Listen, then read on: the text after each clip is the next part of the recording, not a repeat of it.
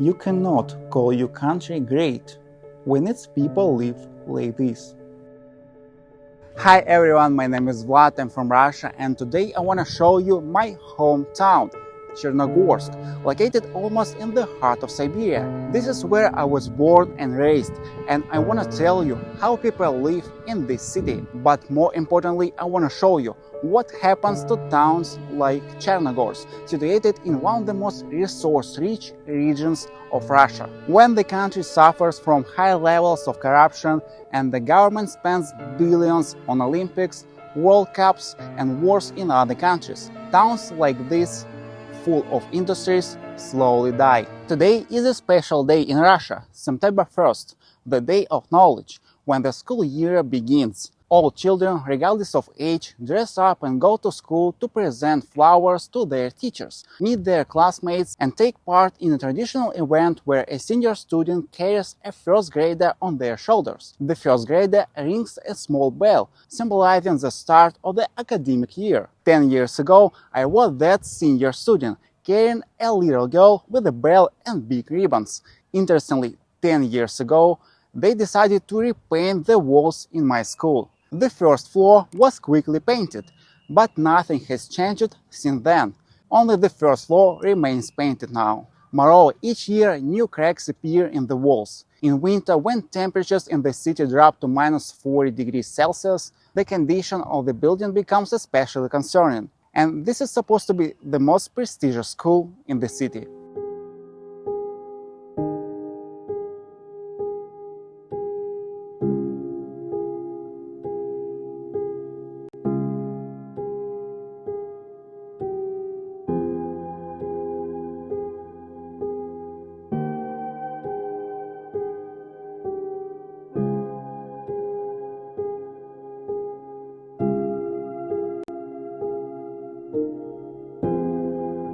In the past, graduating students used to paint large murals on the asphalt in front of the school, listing the names of all the graduates. Now it seems this tradition has been forgotten.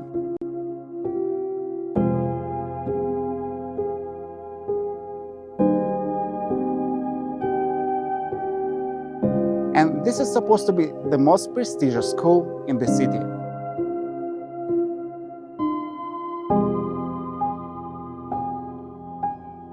The state of the roads outside the school is not better. Just as there were no proper roads in Chernogorsk throughout my life, there still aren't any now. Since childhood, I had to navigate puddles and mud, only to arrive at school and clean my shoes and pants. The rainy season is approaching, and once again, children dressed in their best will have to wade through puddles. I don't want to start with negativity, but the neglected state of my school saddens and frustrates me. However, roads are one of the main problems in Chernogorsk. There are hardly any drainage systems here, so during the rainy season, flooded roads can remain in that state for weeks. Yes, by Russian standards, Chernogorsk is a small city with a population of just 70,000 people, but these people deserve and have the right to walk on proper roads.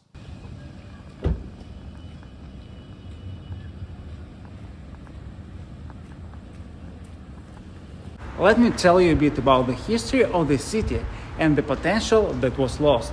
The city is called Chernogorsk, which in Russian means Black Mountains, named after the coal mines that were once the lifeblood of this area. Chernogorsk's history began with the development of coal deposits, with mining operations running from the 1920s until 2010. When the mines closed, the city retained its familiar name. In the 1980s, Chernogorsk was one of the industrial centers of the Krasnoyarsk Krai. Several large enterprises operated here, such as the artificial leisure factory, a woolen cloth plant, a reinforced concrete plant, the Siberia plant, the Khakassia construction materials plant, the largest in eastern Siberia, and a woodworking plant.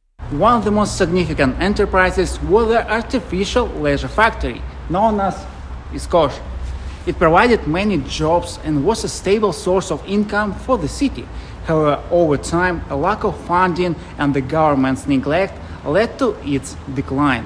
Today, Iskosh has become an abandoned place that not only fails to benefit the city, but also poses a serious threat to health of residents. In 2017, staff from the Regional Public Organization Center for the Development of Public Control and Protection of Rights of the Republic of Khakassia discovered that the East Coast building was in extremely poor condition. The engineering systems are not maintained, windows are broken, elevator shafts are open, there are no barriers, and the building is in a state of complete unsanitary conditions. Furthermore, hazardous chemicals used in the production were found in the building, posing a danger to people's health. And this case clearly demonstrates how major enterprises that could support the economy of the city and create many jobs can ultimately become dangerous areas due to underfunding and irresponsible management.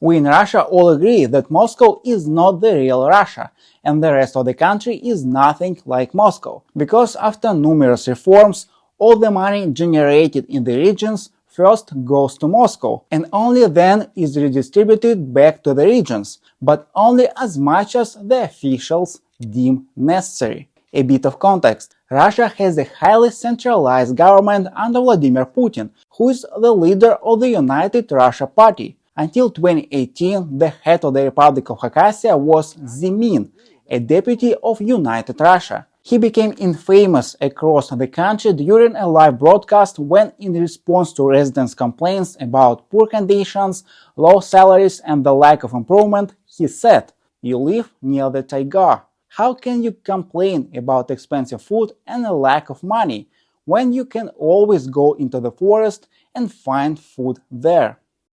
Wow! While he was in power, the region did receive some funding, though most of it was misused due to corruption.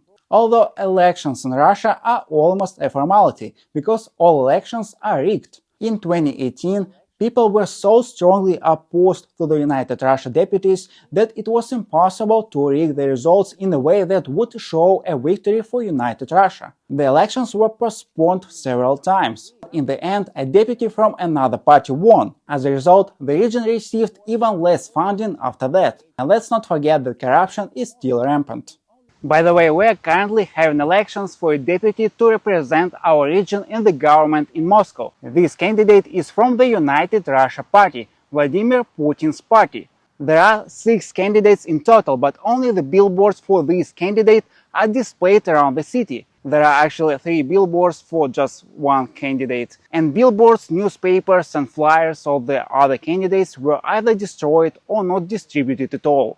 Overall, I would not say that healthcare in Russia is entirely bad. There are both public and private healthcare systems. People often mistakenly believe here that public healthcare is free, and Vladimir Putin frequently highlights this as one of the country's advantages compared to Europe and America. However, most people either aren't aware or forget that employers pay 5% of an employee's salary every month for this so-called free healthcare. And it's still not entirely free. That in itself would not be a problem. But the real issue is that the quality of this healthcare is often poor, especially the farther you get from Moscow. Yes, you can receive certain surgeries for free, but you might have to wait 6 months or to a year to get a spot. And sometimes you will be scheduled for surgery in another region, which you will have to travel to at your own expense. Still, it's not all bad in theory. But aside from long wait times, quality care is not guaranteed. So why are services and quality in public clinics and hospitals often worse?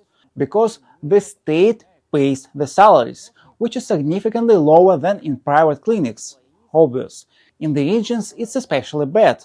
To give you an idea, after studying for 6 years to become a doctor, you could end up working in a hospital somewhere in the Republic of Khakassia, earning just $300–400 per month. This leads young, ambitious people to move to private clinics, and in my experience, those left in public institutions are often either those who could not find a more prestigious or higher-paying job, or, as in Chernogorsk, most of the doctors are over 50 years old, and their skills and knowledge are outdated. There is no incentive to grow or develop.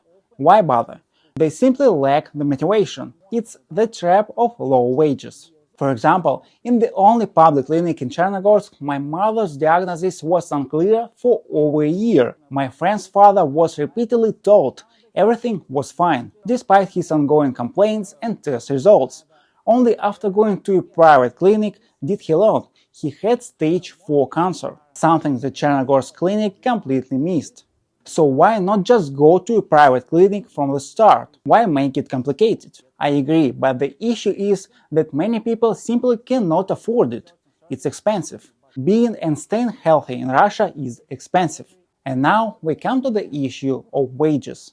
Earning more than $1,000 a month in such regions is difficult and often nearly impossible through regular employment. Yet the prices for food, services and the cost of living are almost the same as in Moscow. The wage gap is enormous, just like the difference in living standards. With an average salary of $300–500 a month, spending $100 on medical tests is a significant amount. Job openings for teachers, doctors, and city administration employees with salaries of $300 a month are the current reality. And let's not forget, most of the local enterprises have practically shut down.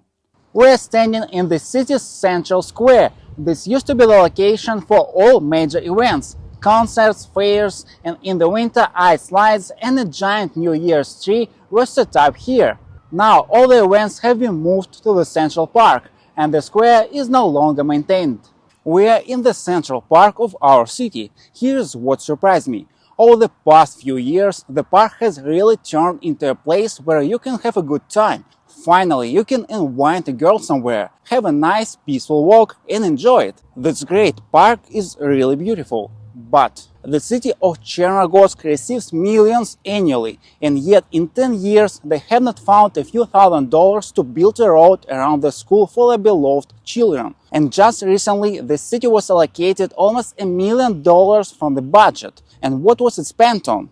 That's right, on the park. It's nice, but a huge sum was spent on this. It's an open-air cinema in the park.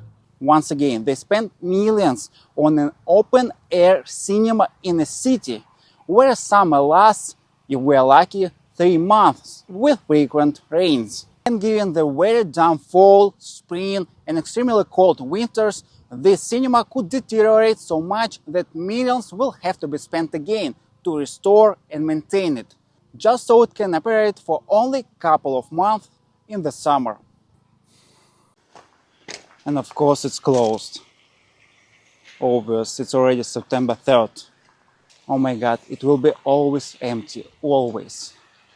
Millions spent on that.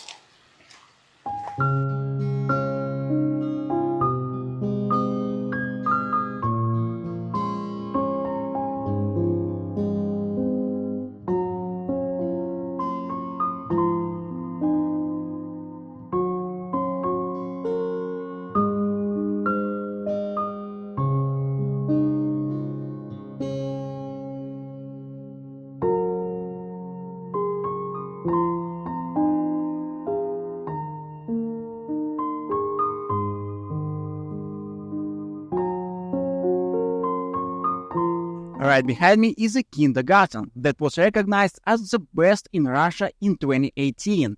Imagine, a kindergarten from a small town deep in Siberia was named the best in all of vast Russia.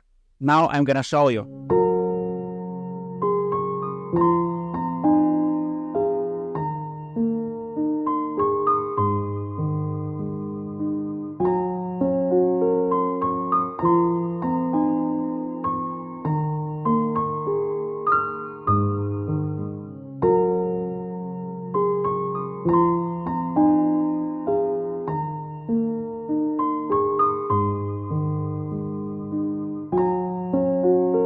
I'm not allowed to go inside for security reason. That's great.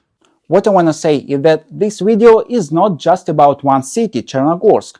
It's about Russia as a whole. Almost all cities in Russia are the same, with the same problems everywhere. I've traveled a lot around the country and it's always the same story, except for the big cities with populations over a million, of which there are only 16 out of 1,100. People everywhere survive only through their own efforts, through entrepreneurs who open businesses and create at least some jobs, but in general, the government does not care about any of this. Even if money is allocated, it's either not enough or spent on things that benefit officials more.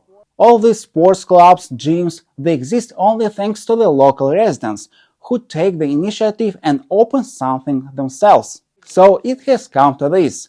The region, which is one of the centers of the coal industry, has been left abandoned due to corruption and the indifference of those in power. And I'm recording this video from the heart of Siberia. I'm just an ordinary resident, and I know how people live here. While at the same time, Vladimir Putin spends billions on wars, on helping and rescuing other countries, and talks about the greatness and power of the state. The truth is, he has been incredibly lucky that Russia is such a resource-rich country. Russia also has incredible nature and people, but none of that is a result of the government's efforts, much less Vladimir Putin's. The greatness of a country is not defined by the strength of its army or respect on the world stage, but by how people live in small yet significant cities like Chernogorsk.